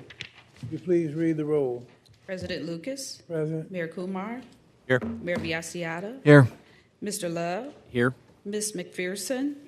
Ms. Mersman. Here. Ms. Garpachetti. Here. Mr. Sleesman. Here. Mayor Weiss. Here. And Ms. Welch. Here. You have 10 committee members present. You have a quorum. Thank you very much. We will hear from the rail car update, and Brian Moore is with us, Joe Schaefer, and Jonathan Lowe. Floor is yours, sir. Thank you. Good morning, Chair Lucas, members of the board. My name is Brian Moore, and I'm the manager for the Railcar Replacement Program. And I'm here to give you an update on the status of the program. Just as a recap, the program has 3 elements. That's how we break it down. We have the railcar replacement, that's replacing the vehicle for the red, blue, and green lines, as well as design and construction support services. Then we also have infrastructure modifications because the cars are different, and we will have to modify our maintenance facilities as well as station platforms. The railcar replacement purchase, that was a contract that was issued to Siemens Mobility, Inc., and the base contract was for 24 cars, and that was executed or awarded in April of 23, and then we did exercise options for 6 additional vehicles in November of 23. Current contract total is $194,429,019. The image that you see on the screen right now is the current rendering for the car, so the interior colors have been selected. We used our marketing firm, Brokaw, to mock up the interior of the car, so that's what we're looking forward to getting in several years. This is an image of the exterior of the vehicle, and now I would like to go through some of the key features of the new cars. This vehicle will be the first high-floor LRV built to the RT1 2020 design standards. And what that means is that that standard is it's about the safety of the occupants of the vehicle and specifically the operator. Each one of the vehicles will be equipped with an ice cutter pantograph. That's an additional pantograph that will help clear ice off of the contact wire. We'll have heated windshields, and the pantograph will also be heated to make sure in those cold weather situations that we maintain service. The vehicles will have a load leveling system, and it'll adjust the floor height of the vehicle based on the passenger load. And there'll be a dedicated HVAC system for the operator cab. So what that'll do is help to ensure the operator has a comfortable environment as they operate along the line. There are 52 passenger seats, 4 wheelchair areas, and 2 bicycle racks. The trains will also be equipped with passenger information system. So what that'll do is that'll take care of stop enunciations and allow us to push information out to each vehicle. Now, switching to the design and construction support services, those contracts, the first one is the vehicle engineering firm, and that is Hatch. They assisted us with the development of the RFP for the technical specifications for the actual train. And they'll be with us through design review, which we're currently doing, and through manufacturing oversight. So they'll be with us as that vehicle's being manufactured and help to ensure that it's manufactured in accordance with the specifications. Another key aspect or another key consultant that we have on our team is the safety certification consultant, who's K&J, Safety and Security Consulting Services. They were with us. We brought them on board during the development of the RFP, and we will retain their services throughout design review and manufacturing and closing out the contract. Then the next, for design and construction support services, the next area is going to be the infrastructure modifications. So track work design, we're utilizing an existing on-call contract with Parsons to design the track work. And for any of the facility modifications, we will go out with an RFP or a request for proposal. And then the construction support services will be performed by GCRTA staff. Infrastructure modifications. Brook Park Rail Shop, that's where the vehicles will be commissioned. So that'll be the central hub for Siemens Mobility and some of our staff when the trains come in and they go through their testing regiment. And out there we have to do track work. And again, we utilized our on-call design consultant Parsons. And we're expecting that design to be complete at the beginning of March. Track work. The track work, we're anticipating advertising the construction package later that month. So the end of March, we should have that out on the street. The building interior, there's some modifications that we need to do to the inside of the building, and Parsons Design got that contract through the RFP process, and we're looking to issue notice to proceed to them in February. Central Rail Maintenance Facility, the building interior, we're looking to advertise the design proposal or the RFP in March of this year. And then we're looking to advertise a construction package in March of 2025. So it's going to take us a little bit of time for us to complete the design. But I want to point out that some of the items that have the asterisk next to them are packages and contracts that you'll see here in the coming months. So continuing on with the infrastructure modifications, we have the Port of Cleveland track connection. That's the Port of Cleveland. It's on the lakefront. That's where the vehicles will be delivered to. So they'll be delivered by rail, and we're working with them to install a track and a set of switches to connect our track to their track and facilitate that delivery. Parsons, again, that on-call design consultant, completed the design, and right now we're going through the environmental process for that property, and it's currently under FTA review. So pretty soon you'll see the temporary and permanent easement come to this body. The construction for that track work was, the IFB was issued on the 15th of January of this year, and construction bids are due in February, on February 15th. Another area that we'll have to perform modifications will be the platform modifications. The new cars are narrower than our existing fleet, so we will have to extend the platforms. And the red line is targeted for the first revenue service. So we're looking to issue that RFP, or again, that request for proposal, in March of 2024. And then the blue, green, and waterfront lines, that'll be determined. A lot of that's going to depend on how soon we're able to get the additional cars we need to run that service. Other coordination activities that we're performing, one area is employee training. We realize that our staff is going to, the new cars are going to be a lot more advanced than our existing fleet. So we're developing, and we've been working on that for a couple years, a strategy to train our mechanics, to give them the background knowledge they need to accept the training when Siemens brings their staff in. We're looking at hiring 2 additional mechanic trainers.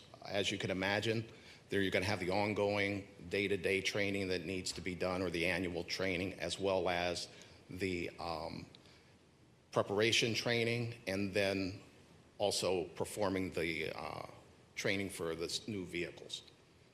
And we're also leveraging knowledge from other transit agencies. We've partnered with Calgary, St. Louis, San Francisco, so we have a pretty good connection with them, and we stay in contact. And we've gone out to Calgary and actually sat down with them. We sent 3 people out to look at their training processes, their procedures, learn a little bit more about the cars, because those are the cars that ours are modeled after. And so we're going to utilize anybody that we can use, we're going to use them and get some information from them. The other area that we're looking at are operational considerations. So we're looking at the testing. When the new cars come in, how does the testing interact with our revenue service during the construction process, looking at phasing of those activities and modifying the platforms and inside the facility so that we can maintain maintenance operations while we're making changes to the facility. And then we're also looking at what it's going to look like to implement revenue service, and then the final configuration once everything's done. Looking at the program funding strategy, RTA's portion is about $79 million. The federal, we're looking at about $230 million, $60 million from the state, and then $24 million from NOACA. So looking at the funding status, we've got $355.3 million currently committed, and there's $37.7 million remaining to be funded. So I know that our team is working diligently to try to identify those funding sources. And with that, I'll take any questions. Will you go back to the slide of the picture of the new unit? Yeah, that one. Those of you who ride on the rail, I know I ride on it when I'm not on paratransit. That's almost a delightful look to see that new interior, the width of it and so forth. And even the bicycle racks. The other day, I was sitting there on the right, and the guy was next to me holding the bike, and he let the bike go, and the bike fell on my legs. I won't be suing RTA, by the way. And but just how that is configured now is going to be a delight. Also, because I live across the street from the rail, I would often see, especially on stormy mornings, first of all, the snow cutter would come through to knock it all off so that the trains could get through, which would, of course, delay everything. And now they'll have their own cutters. And it just goes right down the line. And then those who have been riding on the rail, and you see the drivers with constantly wiping the windows and so forth. All of that's going to be taken care of.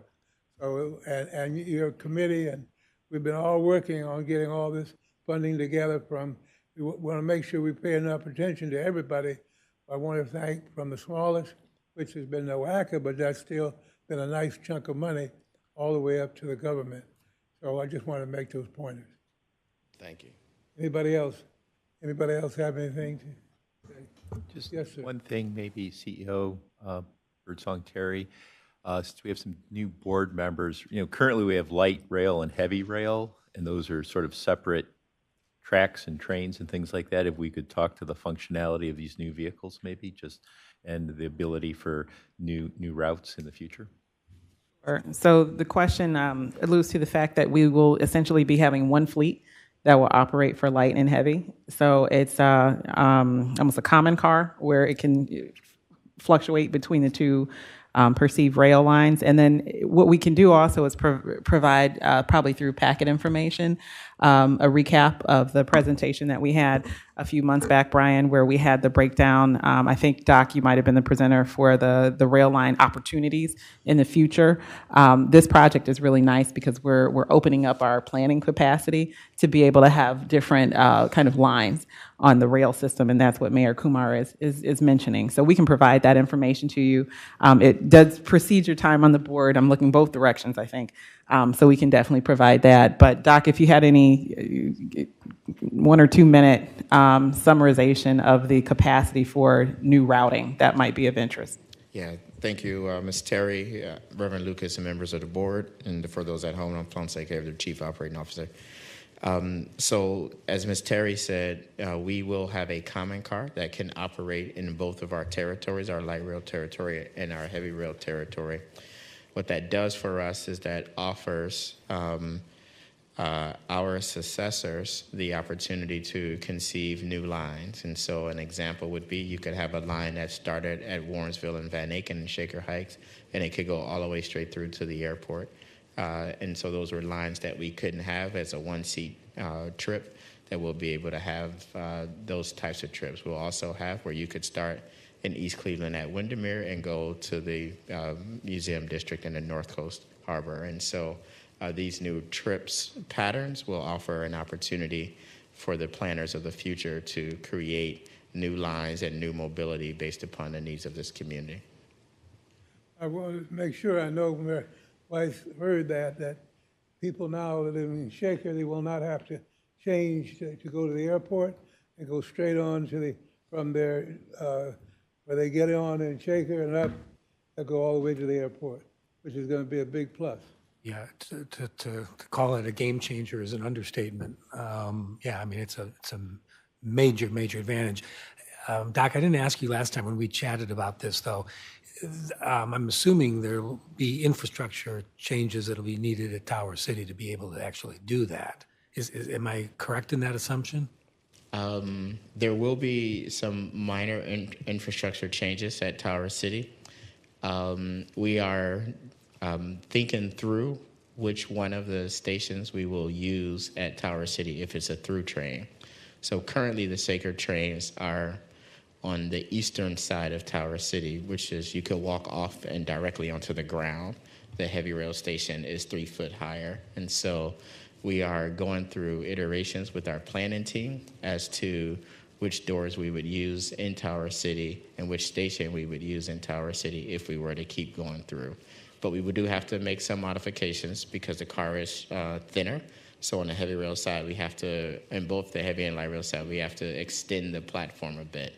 But that car would be able to conceivably at its, and Joel and his team are my scientists, but conceivably you could have the car where you can board from the sidewalk, from the street level in Shaker, and then when we get to 55th, make it such that the only doors that open are the heavy rail doors, and so you would exit out a different place. So we have to figure that out to determine what will be the best way. It's not laying whole new track, though. It doesn't sound. Oh, we don't have to. No. Yeah. Okay. No, we just have to figure out which platform. Are we going to let people walk to the ground, or are they going to be on a platform like a heavy rail platform? Got it. Thank you. All right. Anything else? Yes. Are there additional slides about the safety and security consultant services increase, or should we ask questions about that now? There will be a presentation on a safety and security consultant next. Thank you. All right. Anybody else? All right. Thank you very much. Thank you. And now Joe is here. How you doing?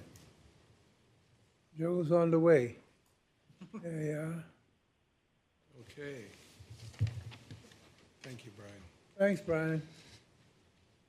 Good morning, Chair Lucas, members of the committee, members of the board. I'm Joe Schaefer. I'm Director of Engineering. I'm also the Manager for Safety Certification at RTA. And we have a few slides for you about safety certification and then a proposed change order. Safety and security certification is to incorporate safety and security more fully into transit projects by providing a consistent process for verifying safety and security requirements through all phases of project activity, namely the rail cars. And this is an FTA requirement. Currently, there are 30 rail cars with options up to 60 and a contract of 7 years in duration. There are 10 phases to safety certification, and these two slides will list them. The first 5 is to identify the certifiable elements. The second is to develop safety and security design criteria. The third is to develop and complete design criteria checklists. And the fourth, where we are currently, is to perform car build specification conformance. Then finally, the fifth is to identify additional safety and security test requirements. The final 5 phases are as follows: to perform testing and validation to support safety and security certification program, to manage integrated testing for the program, to manage open items in the safety and security certification program, and finally to verify operational readiness and to conduct final readiness determination and issue the certification for safety and security concerns. And now Jonathan Lawley, the Program Contract Administrator. Good morning. The base contract for this project was authorized by Resolution 2020-62 in an amount not to exceed $398,480. The notice to proceed for this project was issued September 25th of 2020. On this contract, there's a $100,000 change order limit that the general manager can authorize changes. Now, there was one change order in this out of this $100,000 in the amount of $79,542, and that was for manual block operation hazard analysis. The remaining amount of the current signing authority, $20,458, is what is left. The current proposed change order that is tied to this is in the amount of $39,002, and this will cover additional meetings and travel for the consultant for a period of 14 months. The staff is requesting the Committee of the Whole recommend approval of this proposed change order to K&J Safety and Security Consulting Services in a negotiated amount of $39,002, resulting in a new contract amount not to exceed $517,024. This change order is also to reinstate the General Manager's change order authority to $100,000. Any questions? Questions? My left to right? Question? All right, I don't see any. Thank you very much, gentlemen. What do we need to send anything? Yes, to the chair, we need a motion and a second to move this to the full board. All right, we have a motion? Motion Welch. Second?